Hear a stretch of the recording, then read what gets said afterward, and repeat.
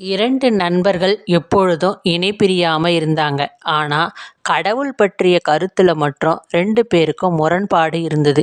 ஒருவன் அதிக கடவுள் பக்தி உள்ளவனாகவும், மற்றொருவன் கடவுள் மறுப்பு கொள்கை உடையவனாகவும் இருந்தான். 2 பேருக்கும் அனைத்து விஷயத்திலயும் பொருந்தி போனாலும், கடவுள் கருத்துல மட்டும் அடிக்கடி மனஸ்தாபம் ஏற்பட்டது. அதனால 2 பேரும் ஒரு முடிவு செஞ்சாங்க. நமக்குள்ள பேசும்பொழுது நாம கடவுளை பத்திய பேச்சே இருக்கக்கூடாது அப்படின்னு முடிவு செஞ்சு அதன்படியே செயல்பட்டு வந்தாங்க. கடவுள் மேல் அதிக பக்தி கொண்டவன் யார்கிட்ட பேசும்பொழுதும் தனது நண்பன் கடவுள் இல்லை அப்படின்னு மறுக்கிறான் அப்படின்னு எல்லோர்கிட்டையும் இதை பற்றிய பேச்சே பேசின்னு வந்தான். ஆனா கடவுள் மறுப்பு கொள்கை உடையவன் தனது நண்பனை பற்றியோ கடவுளை பற்றியோ எந்த பேச்சும் பேசுறது இல்லை.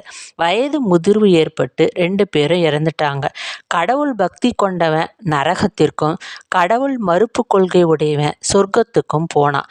கடவுள் பக்தி கொண்டவன் தேவர்கள் கிட்ட இதை பற்றி கேட்டான். அதற்கு அவங்க, கடவுள் இல்லைன்னு சொல்லிய உன்னுடைய நண்பன் யார்கிட்டையும் உன்னை பற்றியோ கடவுளை பற்றியோ பேசுறதில்ல. ஆனா நீ எல்லார்கிட்டையும் உன்னுடைய நண்பனை பற்றிய குறைகளையே கூறின. கடவுளை நினைக்கிறதையே மறந்துட்ட. அதனால நீ நரகத்திற்கு வந்துட்ட அப்படின்னு தேவர்கள் சொன்னாங்க. நாமும் நமது வாழ்க்கையில இப்படிதான். நான் நமது குறைகளை விட அடுத்தவர்களின் குறையில தான் அதிகம் ஆர்வம் காட்டுகிறோம்.